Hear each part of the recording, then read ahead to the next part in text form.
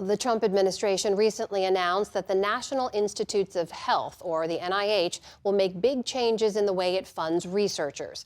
White House officials say they'll save $4 billion by capping so-called indirect costs, or what you might think of as traditional operating expenses. That's funding universities that they receive on top of money for direct research. Those can range from 30 to 70% in additional funds. The administration wants to cap that at 15%. Scientists say the move will have a huge effect on their work. We spoke to medical researchers to hear what they had to say. Hi, my name is Carol Laban, and I am a professor of molecular biosciences at Northwestern University. I'm Dr. Rachel Hardiman, and I'm the Blue Cross Endowed Professor of Health and Racial Equity at the University of Minnesota School of Public Health and the founding director of the Center for Anti-Racism Research for Health Equity at the University of Minnesota. My name's Theodore Iwashina. I'm an ICU physician and professor of medicine and health policy at Johns Hopkins University in Baltimore. So in science, you can think of direct costs as one specific to a particular research project, the chemicals and the cells and the salaries of the researchers.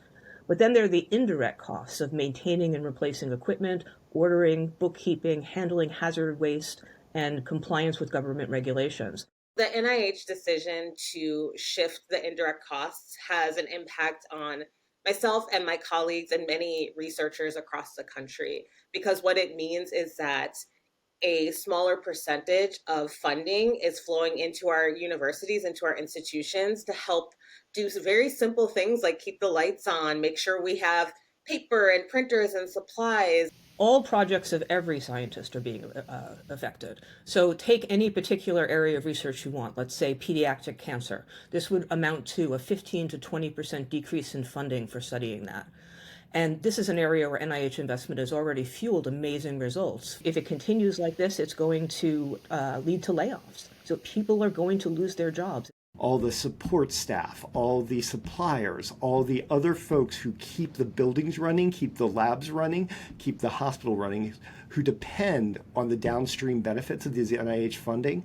And it's not just taking money away from the scientists, it's taking money away from the working people who make these universities often the largest employer in their state. For those who are not in the research world, it's very easy to think it's not a big deal, or that these costs are sort of a luxury for universities, but they really are a critically important part of how we are able to do our best work and are able to hire the best folks to do that work alongside us. A lot of our work right now is about trying to understand pneumonia. That work all depends on really intensive computation and the ability to do advanced statistical models. And that all depends on tools that are funded by NIH and direct costs. There are no indirect costs flowing. We can't keep the computers running. If we can't keep the computers running, we can't do the science that we're doing. I think one place where you're seeing the most immediate effect is on the trainees who are the future of science in this country. Many are right now questioning the viability of being a scientist in the U.S. going forward. And who knows how many will end up abandoning their scientific careers, moving to another country, which could lead to further brain drain from the U.S. This will severely hurt America's leadership and competitiveness in the world. If we're supposed to work without buildings, without computers, without centrifuges, there's no way to get that done from someone else. What's at stake here is the U.S.'s dominance in the world of biomedical and health research. For more on all of this, let's turn now to Dr. David Skorton. He's president and CEO of the Association of American Medical Colleges. Dr. Skorton, thanks for joining us. Amna, thanks for having me. It's a pleasure. And you sure did a good interview with those folks you just talked to. They covered a lot of this ground. These are real costs. They're reimbursements for real costs. And the folks you talked to told you quite a bit of the story. Well, tell us a little bit more now, because your organization represents, 150 medical schools, nearly 500 academic health systems. Big picture, if those indirect funds are capped, what's your concern about what happens to medical research in America?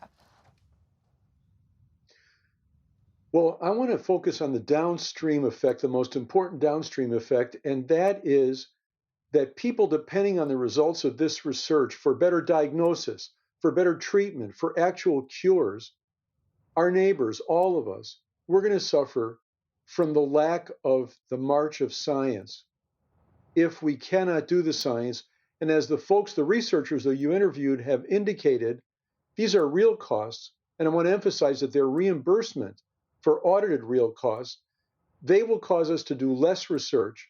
And as important as it is to the researchers and the universities, the most important negative effect of this would be that people, just like us, would not benefit from the advances of medical science. So tell us more about that. I mean, what are you hearing from your members across the country now? What kind of decisions are they having to make now about future research or how they do their work because of this potential cap?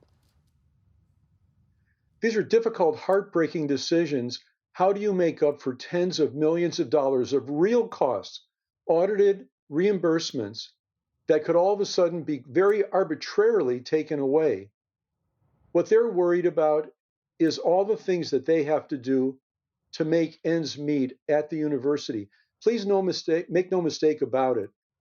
Not paying these reimbursed costs, these reimbursable costs, will cause research operations to stop. The lights will go out, the people will be let go, and these advances will not occur, and people at the other end will not get the life-saving benefits of medical research. As you have seen, though, critics will point out that even a 15% cap is higher than private research grants, many of whom cap indirect costs at 10%. They also argue that taxpayers don't need to be the ones who are footing the majority of the overhead costs here. Here is how one person, that's Jay Green from the Center for Education Policy at the Heritage Foundation, put it. He wrote, "It is unseemly that universities with billions in endowments are hounding taxpayers to pay for every pencil and administrator partially devoted to producing research. Cutting overhead will allow more resources to support research and reduce waste." Dr. Skorton, is there truth to what he's saying?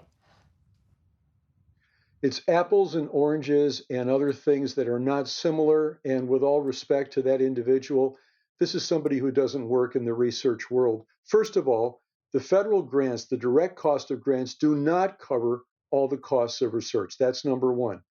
Number two, foundations operate by different rules than the federal government. Some of the costs that are not allowed as so-called direct costs on federal grants can be allowed on some foundation grants.